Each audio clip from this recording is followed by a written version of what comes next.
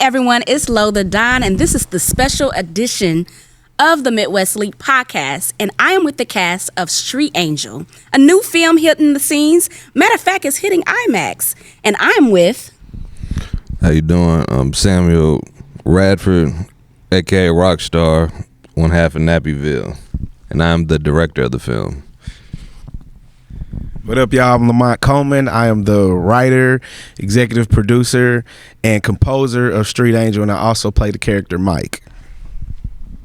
Hey guys, I'm Elisha Tevis, and I am Tamika in the film. Swisher, OG, Shaweet Faulkner, aka Swisher. I played Marcus. What's up, y'all? Richard McMoney Taylor, and I play Dreads. All right. So we're going to get question number one. What was the scene or moment during the film where you felt the heart of the movie really came to life?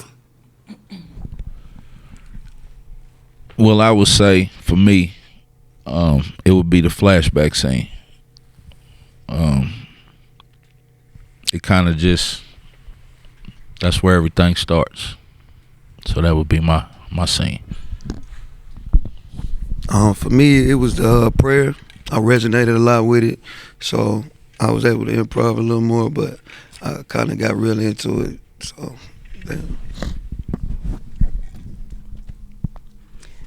For me, I can't really say because it's a pivotal scene in the movie. However, when you see it, you would know. It's definitely a switch in a movie that really speaks to your spirituality and your faith. Awesome. Spoiler alert. No, my favorite scene that brought it all together and brought the heart of the film together was the church scene, because everybody, all the extras and everybody there, for a split second, we just forgot that we were shooting a movie, and it felt like we was having church, and that's how I was like, oh, okay, God visited us. All right, this is working. It's doing the thing. I'd have to say if I was gonna pick a most pivotal point of the movie, or not my favorite scene, but I would have to agree with all of them because everything that they mentioned about the film, they're all pivotal points. They're all exciting in their own way, and they let you know, oh, this is a real film. Oh, it sounds like we're going to be captivated in the movie. Okay. How does the pace of the story influence how you directed a scene or found your character's voice? Well, as far as directing, I would say each one of the scenes is different. Every scene has its own flow, its own vibe. So it really was pretty much just what can this scene bring to the table, and glue everything else together. So when I talked to the cast or to the crew, I just made sure that they understood that as well. So everybody was on the same page. Okay, finding my character's voice. Well, that's interesting because the character I wrote for myself, I ended up losing and giving that to somebody else. So I was finding my character's voice the whole time.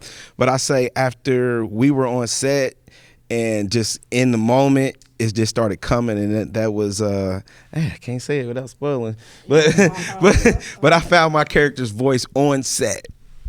Can you repeat the question for me? So, how did the pace of the story influence how you directed the scene or found your character's voice? Oh, the pace. I can't say it without spoiling. I'm a pass. Yep, I'm a pass.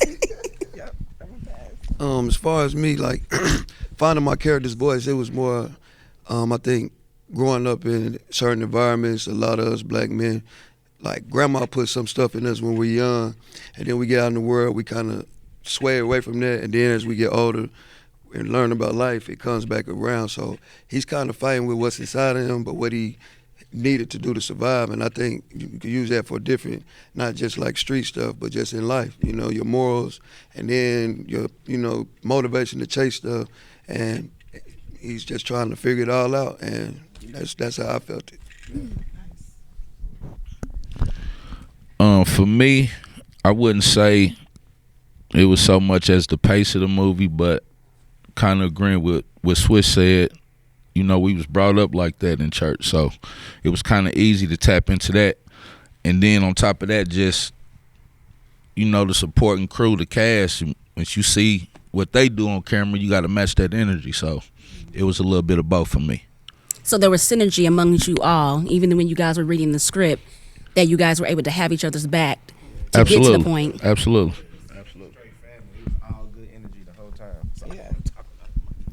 Yeah, it was just straight family vibes. Like, it was all good energy the whole time. We were all just learning from each other and leveling up together. You know, it grew bigger than what we planned. Yeah. Got you. So, for the next question, so what was an biggest audible or unexpected change that you had to make on the fly that actually made the movie better?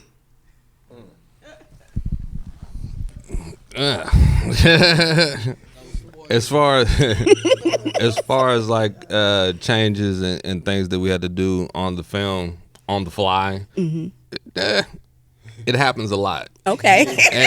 And it happened a lot.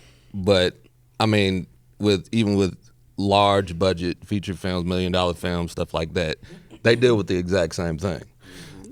So it's not something to be ashamed of or anything if you have to go back and add to the script or reshoot this scene or just different things like that, because it's normal. So Yeah, I totally agree with what he said. It's so normal that I came up with a phrase on set of how we were handling. It was PWPA, pivot with positive attitude. And that's what we did every time. No matter what came our way, nobody complained. We was like, okay, we could do this. What about this? What about that? And it all worked and came out better. The main thing that for me that made the movie better was this guy kept asking me to write more stuff. Yeah. Write more stuff. I ended up writing a whole extra 30 minutes to the movie. Ooh. Okay. And it just really came out better. One of them was their favorite scene, you know. So you just got to pivot with a positive attitude. That's right. I like that. Pivot Same. with a positive attitude. I like that. I think I got called twice, like, hey, we got another scene for you. I'm like, okay, where do I need to be? What I need to wear? They like, be here, do this. So those moments are real, right? It makes it more real because there was, changes, but if you know the script and you know the story and you have this synergy amongst each other, it's easy to get into my character because I know who I was and I know who I was there for. So on the fly, I was called, but it was no problem. Like, we got straight to it, so.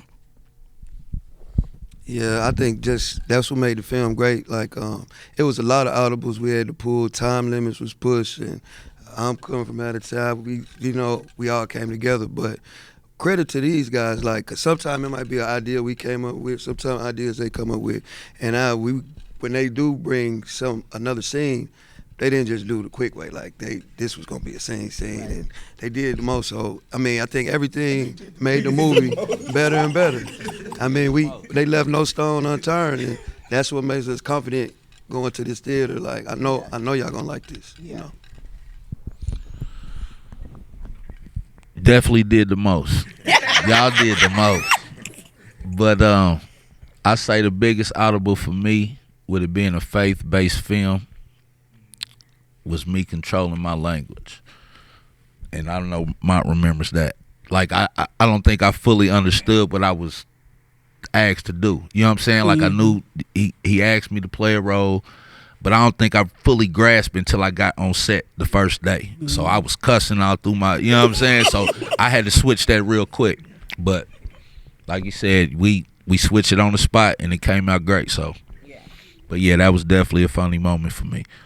I love you guys' energy. Like, there's a connection here, a team, and I like the phrase that you said. Can you say that one more time for us?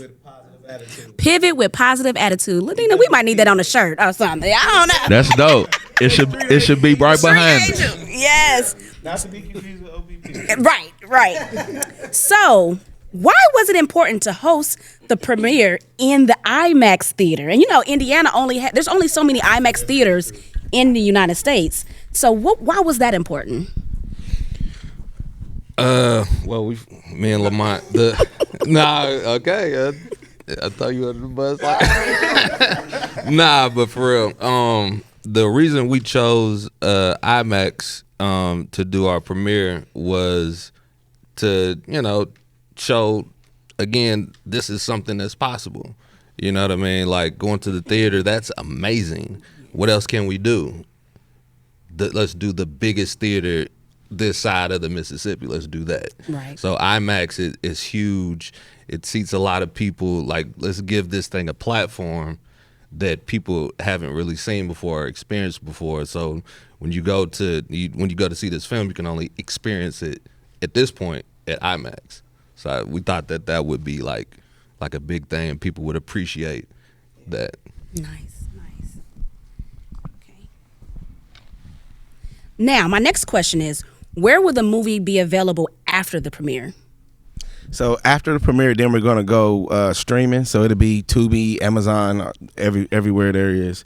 Yeah, we're still figuring out distribution now, but all the distributors that we're entertaining are official. They're gonna get it everywhere it needs to go. Nice. Yeah. Okay. So the last question I have for you guys, what is one thing you want, each of you, what you want the viewers to take away from the movie? What do I want the viewers to take away from the movie? A lot. First, I want them to take away that we are local talent. We shot it here in Indianapolis, and we all came together on a fly. You know what I mean? Like, everybody didn't go to school for this. Like, this is God's given talent. Take that from this and come out and support if you can. I want people to take away that, like, this is real life. This is a story that is real life. We see it every day.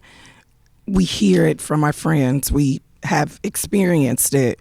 I want them to feel that, without giving a spoiler, life goes on and nothing can change without you changing it. That's it. Right?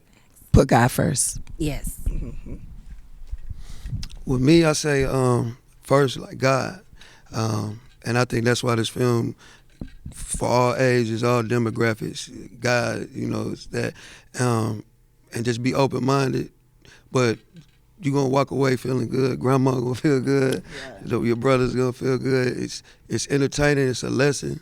And it brings you back to what most of us had in us as growing up. And then aside from that, I want them to take black excellence, man. Black art. We can't, they got this saying, too many chiefs, not enough, or black people get together, can't do this and that. Yeah. And we didn't have one fight, one discrepancy. Everybody put 110%.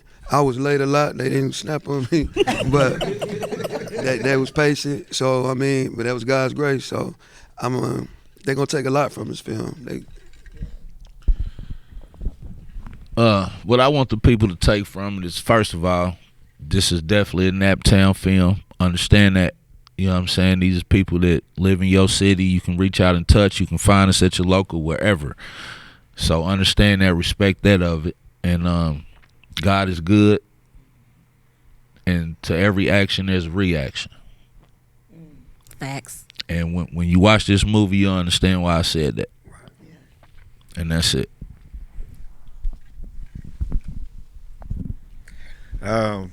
Man, I agree with everything they said. I don't know what else to say other than I would like for people to take away the spirit of hope. I want them to have hope. I want them to have faith. I want them to be encouraged. I want them to believe in God's power, in the supernatural, and